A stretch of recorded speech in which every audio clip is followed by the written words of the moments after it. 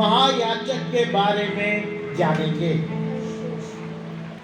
एक आपके लिए, मेरे लिए, इस संसार के लिए परमेश्वर ने एक महायाजक परमेश्वर ने दिया है, जिसको हम पढ़ते हैं इब्रानियों की पत्री 7वां अध्याय 26 और 27 पद में। इब्रानियों की पत्री 7वां अध्याय 26 और 27 पद में, उसमें इस प्रकार से लिखा है, मैं पढ़ता हूँ आपके लिए, आप ध्यान से सुने।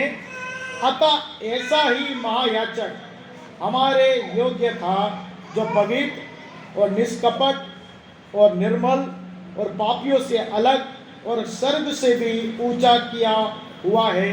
उन महायाजकों के समान उसने आवश्यक नहीं कि प्रतिदिन पहले अपने पापों और फिर लोगों के पापों के लिए बलिदान चढ़ाए, क्योंकि उसने अपने आप को बलिदान चढ़ाकर उसे एक ही बार में पूरा कर दिया है।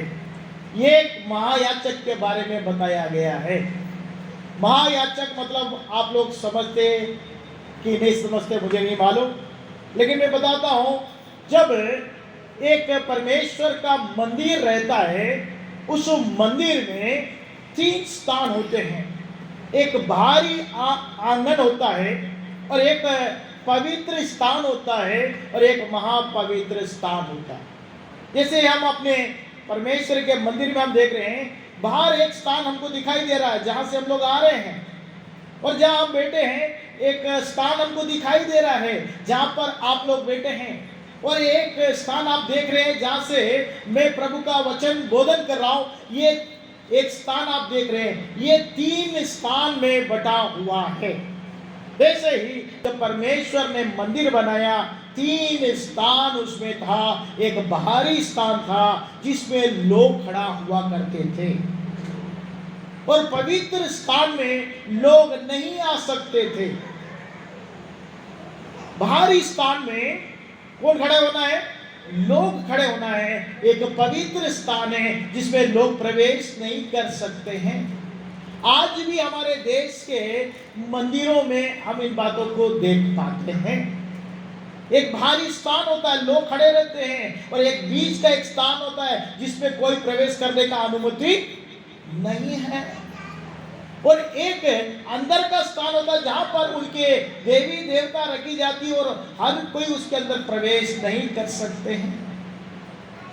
ऐसा जब परमेश्वर ने जब मंदिर का निर्माण किया, तब परमेश्वर ने अपने मूसा से यह बात बताई कि एक महापवित्र स्थान है, एक पवित्र स्थान है, एक भारी स्थान है। भारी स्थान में लोग खड़े रहेंगे, और पवित्र स्थान में याजक लोग प्रवेश करेंगे। वो उनके लिए बलिदान चढ़ाएंगे। परमेश्वर के लिए क्या करेंगे? बलिदान चढ़ाएंगे। और साल में एक बार महापवित्र स्थान में महायाजक प्रवेश करेगा, और यह महायाजक क्या करेगा? उनके लिए, पापों के लिए, लोगों के पापों के लिए बलिदान चढ़ाएगा करके लिखा गया है। तो महापवित्र स्थान में महायाजक एक बार प्रवेश करता है, वर्ष में एक बार प्रवेश करता है, अपने लिए, लोगों के पाप के लिए परमेश्वर के सम्मुख में बलिदान चढ़ाकर प्रभु के सम्मुख में वो लहू लेके जाकर प्रभु से विनती करता है, और वो लहू को छिड़क कर वो प्रार्थना करता है कि लोगों के पापों का क्षमा हो जाए। और हर वर्ष महायाजक उस पवित्र महापवित्र स्थान में प्रवेश करता है।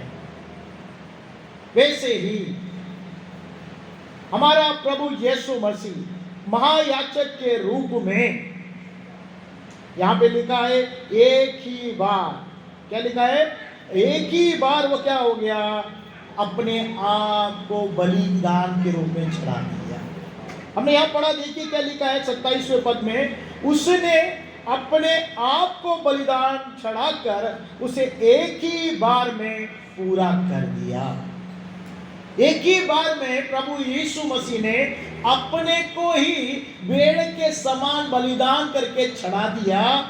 जो हर वर्ष चढ़ाया जाता था महायाजक, उसकी जरूरत अब नहीं है। भेड़ बकरी को बलि चढ़ाने की जरूरत नहीं है। क्योंकि यीशु मसीह ने क्या कर दिया, आपके लिए, मेरे लिए, सारे जगत के लिए, उनके लिए क्या किया, अपने आप को क्या कर दिया, बलिदान के रूप में चढ़ा दिया। तो प्रभु यीशु मसीह ने अपना लहू चढ़ा के आपको और मुझको यीशु मसीह में चुन लिया कि हम प्रभु के नजदीक आ सके, उसकी हम आराधना कर सके, उसकी हम स्तुति कर सके। पहले हमें बाहरी आंगन में खड़ा होना पड़ता था, अंदर नहीं आ सकते थे मंदिर में, लेकिन प्रभु यीशु मसीह का लहू ने आपको पिता परमेश्वर के पवित्र भवन में लेकर आया।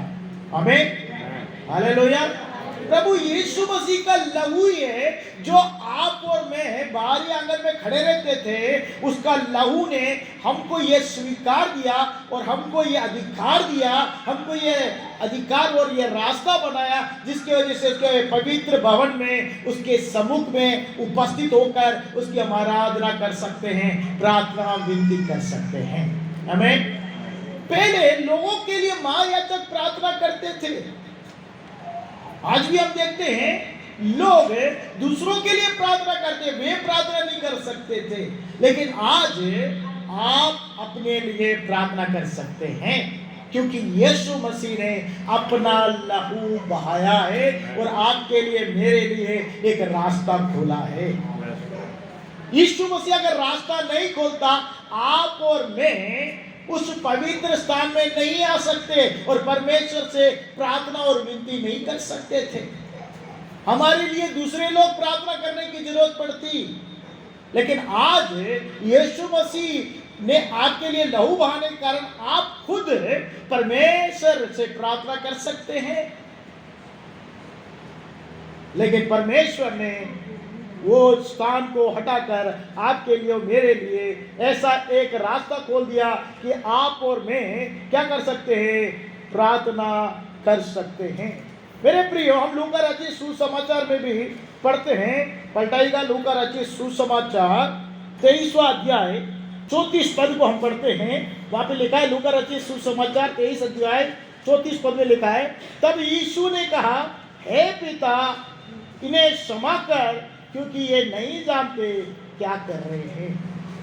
हम यहां देखते हैं कि यीशु मसीह ने कहा, हे पिता, इन्हें क्षमा कर। यीशु मसीह एक महायाजक के रूप में आपके लिए, मेरे लिए प्रार्थना पिता परमेश्वर से कर रहे हैं कि इन्हें क्षमा कर, क्योंकि ये नहीं जानते कि क्या कर रहे हैं। जब यीशु मसीह को मारा गया, मारने से पहले उसे जब पकड़ाया गया और यीशु मसीह को कोड़े बरसाए गए, 39 कोड़े, उसके मांस और लहू खींच के जाता था और उसको घसीट कर लेके गया, उस भारी क्रूस उसके ऊपर दिया गया, उसको मारते हुए वो पहाड़ की ओर लेके गए, कोलकाता के ऊपर लेके गए, वहां पर उसको क्रूस पर उसके हाथों में कील ठोका गया, उसके सिर में कांटे का ताज लगाया गया, बालों से उसके हृदय को छेदा गया, उसके पैरों में कील ठोका गया। वो किस बात को चित्रित करता है? वो ये बात को चित्रित करता है कि ये शरीर से हमने जो पाप किया है, उसके वजह से यीशु मसीह का शरीर फाड़ा गया। उसके कोड़े मारने जाने से हम चंगे हो गए करके हम पढ़ते हैं। तो उसको कोड़ा खाना क्या कारण था? हमारे पाप के कारण हमको रोग आया, हमको बीमारी आई, हमें तकलीफ आया, हमें कष्ट आया, हमें श्राप आया, हमारा कंगालपन आया, हमारे जीवन तहस नहस हो गया पाप के कारण। उस पाप को यीशु मसीह के ऊपर डाला गया, उसके शरीर को फाड़ने के लिए सौंपा गया। 39 कोड़े जिसमें कांटा लगा था, वो जब एक बार मारते थे, मांस और लहू खींच कर आया था। हमारे शरीर को मारना था क्योंकि हम लोगों ने पाप किया, लेकिन यीशु मसीह का शरीर फाड़ा गया। हमने ही हाथों से पाप किया, हमारे हाथ कीलों से ठोके जा रहे थे, लेकिन यीशु मसीह हमारे लिए एक महायाजक के रूप में उसके हाथों में कील ठोका गया। पैरों में कील ठोका गया। क्यों? क्योंकि ये हाथ से गंदे काम हम करते हैं, इस पैर से अपने मनचाहे जगह हम चलते हैं, और ये मन से गलत बातें विचार करते, चिंतित करते हैं, इसलिए उसके सिर के पर कांटों का ताज लगाया गया। हमारी हृदय में गलत चिंतन करते हैं, इसलिए बाले से उसको क्या करा? छेदा गया, बेता गया, जिससे उसके हृदय छिद गए। मेरे प्रिय, वो अपने आप को बलि के रूप में देखकर पिता परमेश्वर जाने के लिए एक रास्ता को परमेश्वर ने खोला। आपके लिए, मेरे लिए परमेश्वर ने एक द्वार खोला। पिता परमेश्वर ने क्या किया? द्वार खोला कि यीशु मसीह के द्वारा वो क्या हो गया? वो रास्ता खुल गया करके हम पढ़ते हैं। मेरे प्रिय, प्रभु यीशु मसीह हम देखते हैं कि वो उनके लिए क्षमा का याचना कर रहा है। यदि कोई आपको मारे, यदि कोई पीटे, तो आप क्या बोलोगे? क्षमा कर दो बोलोगे? मुझे क्षमा कर दो बोलोगे कि तुम्हारे पाप क्षमा हो गए करके बोले? हम क्या बोलेंगे? हो सकता मुझसे कुछ गलती हो गया, आप लोग मुझे मार रहे हो, इसलिए मुझे क्षमा कर दो बोलेंगे। लेकिन प्रभु यीशु मसीह ने ऐसा नहीं बोला। प्रभु यीशु मसीह ने यहाँ पे क्या बोला? हे पिता, इन्हें क्षमा कर। मुझे क्षमा करके नहीं बोला, इन्हें क्षमा कर। शब्द में ध्यान दीजिए, वो अपने लिए क्षमा नहीं मांग रहा, क्योंकि उसने कोई पाप ही नहीं किया, कोई गलती ही नहीं की, वो गुनहगार ही नहीं है। यहां हमने पढ़ा एक महायाजक को कैसे होना चाहिए। हमने पढ़ा यहां पर इब्रानी के पत्री में, कैसा होना चाहिए? पवित्र होना चाहिए। जो महायाजक है, जो परमेश्वर के सामने बलिदान चढ़ाता है, उसे कैसे होना चाहिए? पवित्र होना चाहिए। तो यीशु मसीह पैदाइशी से पवित्र था। जब यीशु मसीह जन्म लिया तो पवित्र था। वो कुंवारी के घर में पवित्र आत्मा के द्वारा पैदा हुआ। उसकी सोच में, उसके विचार में, उसके कार्य में कोई अपवित्रता की बात नहीं थी, पवित्र था।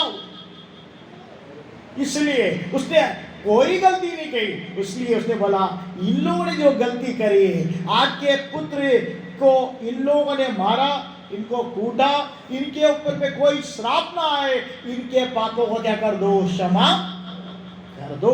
आगे हम देखते हैं कि महायाजक पवित्र मात्र नहीं, उसको निष्कपट होना चाहिए, कपट नहीं होना चाहिए। हम देखते हैं संसार में बहुत से कपटी लोग हैं, कपट के लिए जीवन जीते हैं, कुछ पाने के लिए कपट करके, कुछ दूसरों का जमीन जायदाद दौलत है ना, सबको क्या करते? कपट करके छीनने की कोशिश करते हैं।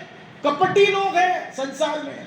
लेकिन यीशु मसीह निष्कपट है। प्रभु का वचन कहता है यीशु मसीह निष्कपट है, वो पवित्र है। दूसरा बताया गया है निष्कपट है, उसने कभी कपट नहीं किया।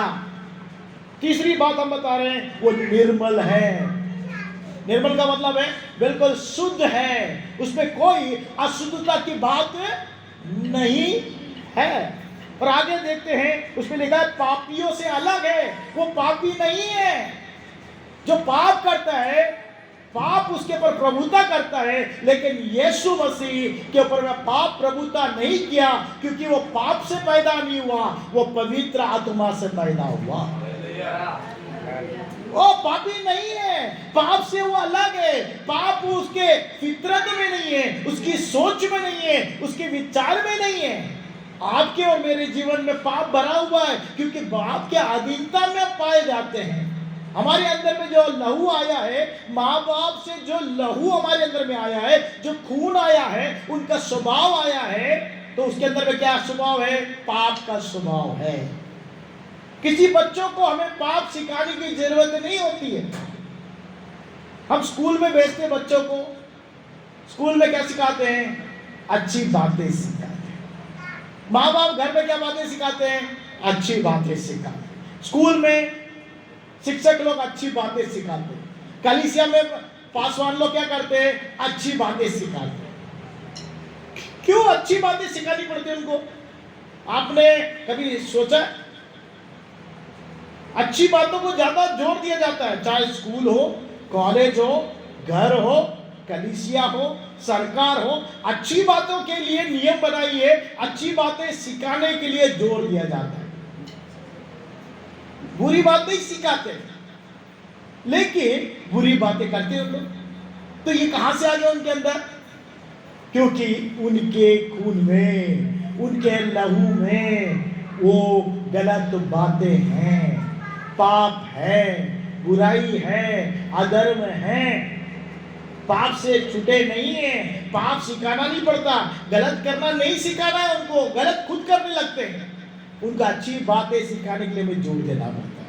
हमें अच्छी बातें सिखाते हैं, माँ बाप अच्छी बातें सिखाते हैं, बड़े लोग अच्छी बातें सिखाते हैं, शिक्षक अच्छी बातें सिखाते हैं, कलीसिया अच्छी बातें सिखाती, सरकार अच्छी बातें सिखाती, अच्छे कार्य करो, अच्छे कार्य करो, उन्नति होगी करके।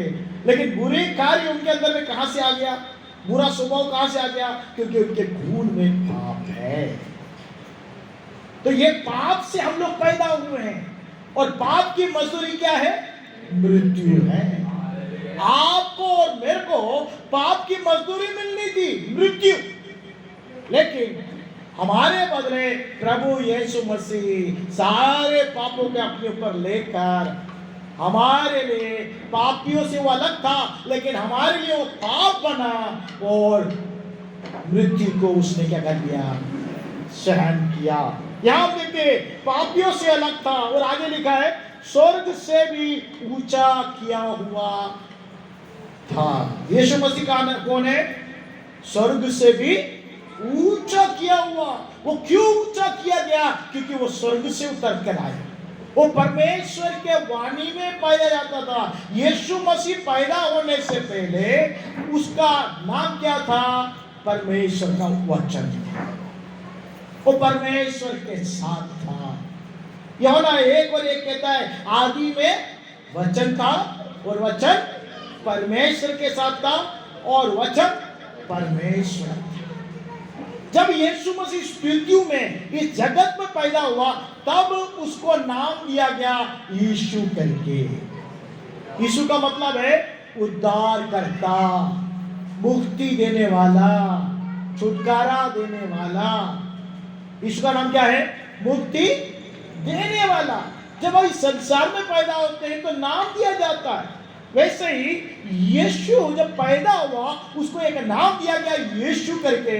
उसका अर्थ है आपको और मुझको पाप से मुक्ति देने वाला, छुटकारा देने वाला यीशु मसीह है। आपके पाप के लिए, मेरे पाप के लिए वो कलवारी क्रूस में, यहाँ पर लिखा है कि अपने को बलिदान के रूप में चढ़ा दिया। क्योंकि इसके यीशु मसीह आने से पहले क्या करते थे याजक लोग? महायाजक लोग, याजक क्या करते थे? बलि चढ़ाते थे। हर साल में एक बार जाके आपके पाप के लिए बलि चढ़ाकर उसके लहू को वहां पवित्र स्थान में जाके आपके लिए, अपने लिए वो प्रार्थना करता था। हर साल चढ़ाना पड़ता था। लेकिन आज आप और मैं बलि नहीं चढ़ाते। क्यों नहीं चढ़ाते? क्योंकि यीशु मसीह आपके लिए, मेरे लिए महायाजक के रूप में खुद बलिदान हो गया। वो बलिदान होने के कारण क्या हुआ? हमारे लिए रास्ता खुल गया। हम सीधे परमेश्वर से अब्बा पिता करके प्रार्थना कर सकते हैं, परमेश्वर से प्रार्थना कर सकते हैं। प्रार्थना करेंगे तो परमेश्वर क्या करेगा? हमारी प्रार्थना को सुनता है।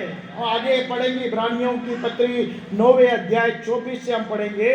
9वें अध्याय 24 से हम यहाँ पढ़ते हैं। हमें मिलता है यहाँ पर, देखिए इब्रानियों की पत्री 9वां अध्याय 24वां पद में लिखा है, क्योंकि मसीह ने उस हाथ के बनाए पवित्र स्थान में, जो सच्चे पवित्र स्थान का नमूना है, प्रवेश नहीं किया, स्वर्ग में ही प्रवेश किया, ताकि हमारे लिए अब परमेश्वर के सामने दिखाई दे।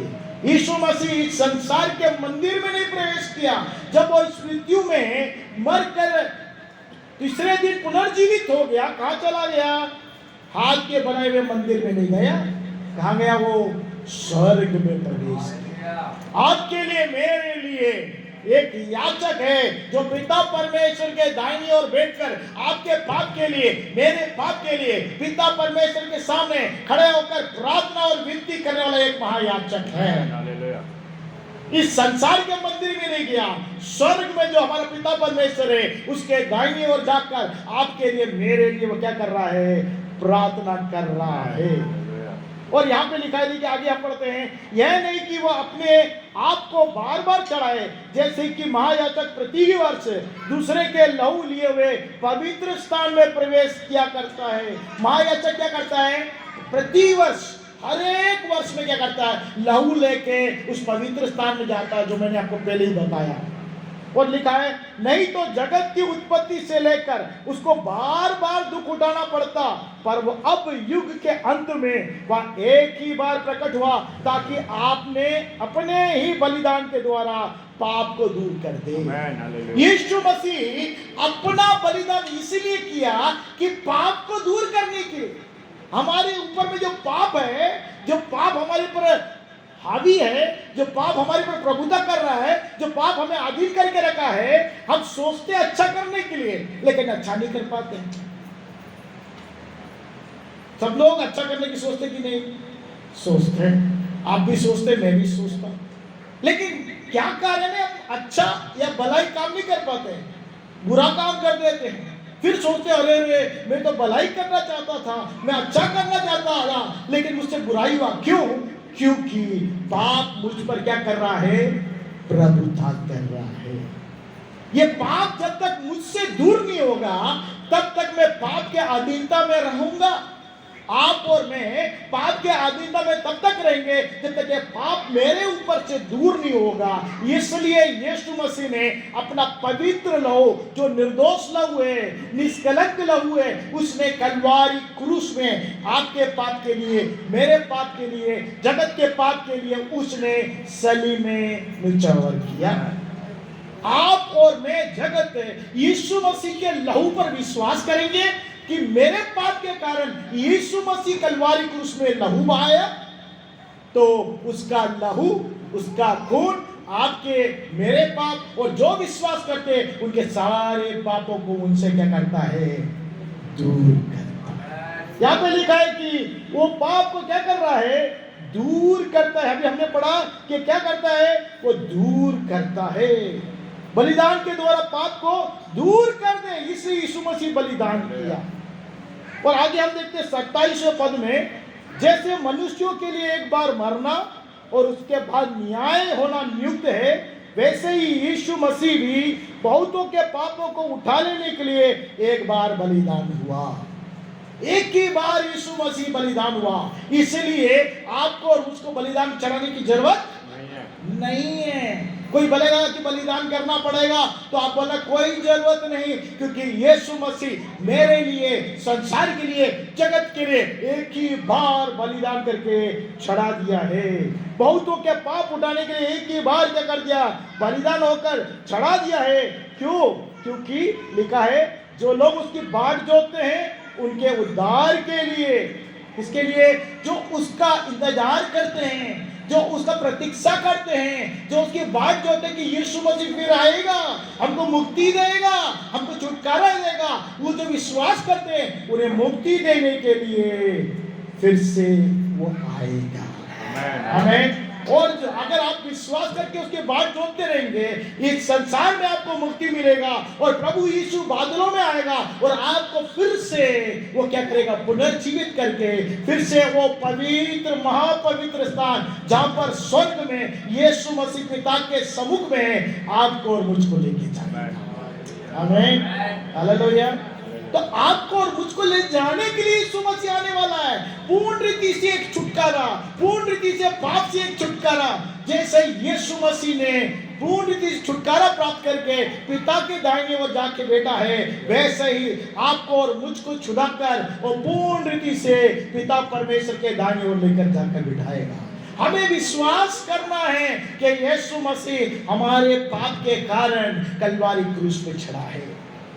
हमारे पाप के कारण जब हम पिता परमेश्वर से प्रार्थना नहीं कर सकते, विनती नहीं कर सकते थे, एक महायाजक के रूप में यीशु मसीह आपके लिए, मेरे लिए, जगत के लिए जो उस पर विश्वास करते हैं उनके लिए कलवारी क्रूस पे चढ़ा, उसके लहू से हमें मुक्ति मिली, छुटकारा मिला, पाप हमसे उसने दूर किया ताकि आप और मैं सीधे पिता परमेश्वर से प्रार्थना कर सकते हैं।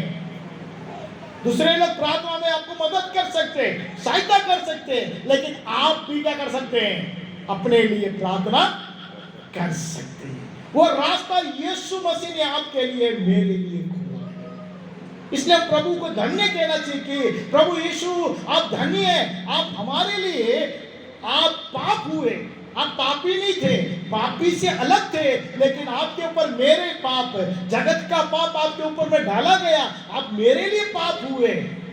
इसलिए यीशु मसीह आप धन्य हैं, आप मेरे लिए निरंतर पिता परमेश्वर से प्रार्थना करते हैं ताकि एक दिन मुझे फिर से लेके जाने के लिए आने वाले हैं। तो आपको और मुझको क्या करना है? उस पर विश्वास करना है। क्या करना है? विश्वास करना है, उसकी बात जोड़ना है कि यीशु मसीह बादलों में आएगा, तब हम पूर्ण रीति से छुटकारा प्राप्त करके उसके साथ जाएंगे। आइए हम अपने स्थानों में खड़े हो जाए और प्रभु से प्रार्थना करें। प्रभु आपने हमारे लिए एक रास्ता खोला है। अपने स्थानों में खड़े होकर प्रभु से हम प्रार्थना करें, प्रभु आपने हमारे लिए एक रास्ता खोला है ताकि हम डायरेक्ट पिता परमेश्वर से प्रार्थना कर सकते हैं। पहले आपको और मुझको यह अधिकार नहीं था। हम लोग बाहरी आंगनों में खड़े रहने वाले लोग थे, पवित्र स्थान में प्रवेश करने का हमको अधिकार नहीं दिया गया था, लेकिन प्रभु यीशु मसीह का लहू ने हमें पवित्र स्थान में जाने का अनुमति दिया। आज हम कितने भाग्यशाली हैं, आप और मैं कितने भाग्यशाली हैं कि आज इस पवित्र भवन में प्रवेश करने का प्रभु ने मौका दिया। पहले हम बाहरी थे, जब तक हमने यीशु को नहीं जाना तो हम बाहरी लोग थे, बाहरी आंगन में खड़े हुए रहते थे, लेकिन जब यीशु मसीह को हमने स्वीकार किया, प्रभु यीशु मसीह को स्वीकार करने से पिता परमेश्वर ने हमारे लिए द्वार खोल दिया कि हम पवित्र भवन में आकर उस पवित्र परमेश्वर को पवित्रता से शोभायमान होकर उसकी स्तुति और प्रशंसा कर सके। जिसने बुलाया वो पवित्र है, इसे तुम सारे चाल चलन में पवित्र बनो करके प्रभु का कलाम कहता है। तुम्हारा बुलाने वाला परमेश्वर पवित्र है। उसने पाप को दूर करने के लिए, आपके अंदर हमेशा अशुद्धता को दूर करने के लिए, आपके अंदर से अंधकार को दूर करने के लिए, आपका स्वभाव और गुण बदलने के लिए अपने पुत्र यीशु को कलवारी क्रूस में समर्पित कर दिया, अर्पित कर दिया, ताकि उसके जीवन के लहू से हम मुक्ति पाए, हम छुटकारा पाए, पाप हमसे दूर हो जाए, पाप का आधीनता हमारे ऊपर ना रहे, पाप का प्रभुत्व हमारे ऊपर में ना रहे, हम वो पाप के अधीन ना हो। प्रभु ने हमें छुटकारा दिया।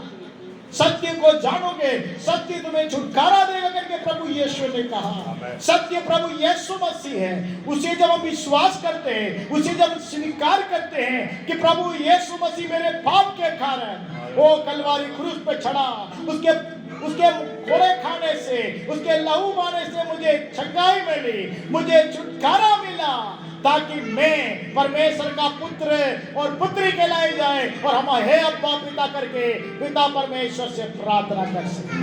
आइए बड़े नम्रता से प्रभु के सम्मुख में समर्पित करें और कहे, प्रभु आपने हमें दिए हुए महायाजक प्रभु यीशु के लिए हम धन्यवाद करते हैं, उसकी स्तुति करते हैं, उसके लहू के लिए, उसकी समर्पण के लिए हम धन्यवाद करते हैं। मेरे प्रभु आपने हमारे लिए अपने पुत्र को समर्पित कर आपने हमारे लिए पवित्र स्थान खोल दिया ताकि हम अब्बा पिता करके आपसे विनती और प्रार्थना कर सके। सारा आदर महिमा आपको समर्पित करते मेरे प्रभु जी।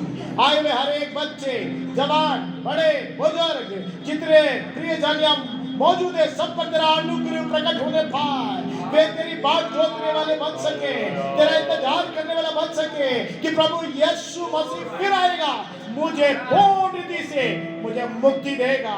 जहाँ यीशु मसीह रहता है उस महापवित्र स्थान में मुझे भी लेके जाएगा। वो आशा, वो विश्वास प्रभु ने आपको और मुझको दिया है।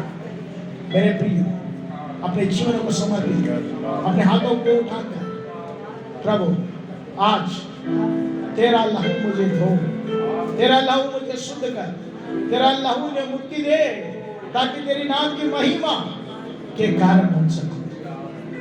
तेरा लहू बड़ा कीमती प्रभु, तेरा लहू बड़ा कीमती प्रभु, तेरा लहू बड़ा कीमती प्रभु, तेरा लहू बड़ा कीमती प्रभु, तेरे उस लहू में ताकत है जिससे पाते छुटकारा, तेरे उस लहू में जो ताकत है जिससे हम पाते छुटकारा, तेरा लहू बड़ा कीमती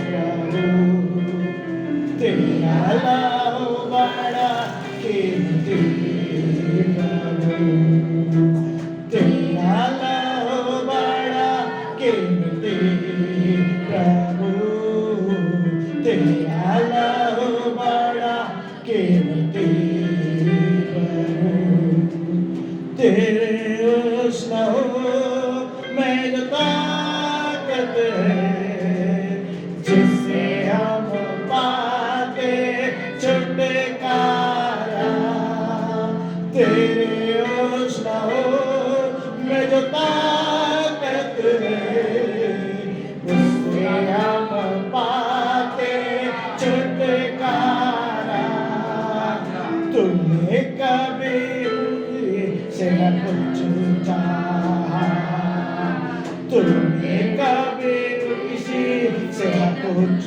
मांगा, तुमने कभी किसी से न कुछ चाहा, तुमने कभी किसी से न कुछ मांगा, तेरा लहू बड़ा कीमती प्रभु, तेरा लहू बड़ा कीमती प्रभु, तेरा लहू बड़ा कीमती प्रभु, तेरा लहू बड़ा कीमती।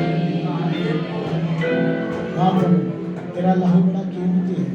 तेरे लहू से हमें धोकर शुद्ध और पवित्र और पाक कर, ताकि हम पवित्रता से जीवन जी सके, पवित्रता से स्वयं होकर तेरी आराधना और तेरी भक्ति का जीवन जी सके, पवित्रता से स्वयं होकर तुझे परमेश्वर इस संसार में प्रकट कर सके, तो लोग जानने पाए ये शुद्ध लोग हैं, ये पवित्र लोग हैं, ये निज प्रजा है, ये निर्दोष लोग हैं, ये प्रभु यीशु मसीह को विश्वास करने वाले लोग हैं करके हमारे जीवनों से, हमारे व्यवहारों से, हमारे चाल चलनों से प्रकट होने पर हमारे जीवनों को तेरे हाथों में समर्पित।